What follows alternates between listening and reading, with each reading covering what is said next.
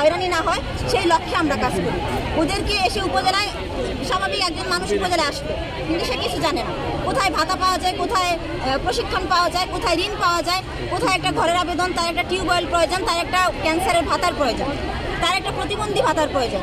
এখন সে তো বুঝে না, সে তো এসে 3 দিন 4 দিন ঘুরে যে কোথায় সমাজসেবা অফিস, কোথায় উপজেলা পিআইইউ অফিস, কোথায় ইউনুসার, সে চিনে না। তো আমরা বাড়িতে বাড়িতে গিয়ে বলে আসি যে এই সেবা আসতে আপনি উপজেলায় আসবেন, উপজেলায় গিয়ে আপনাকে হয়রানি হতে হবে না, আমরা আপনাকে সামগ্রিক সহযোগিতা করব।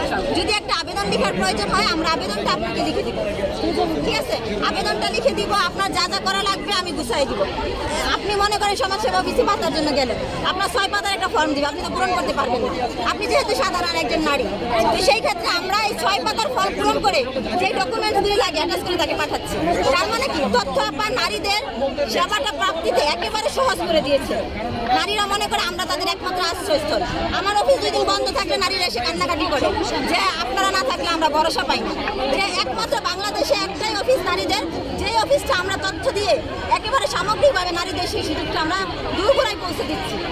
কতদিন কর্মচারী? আমরা 18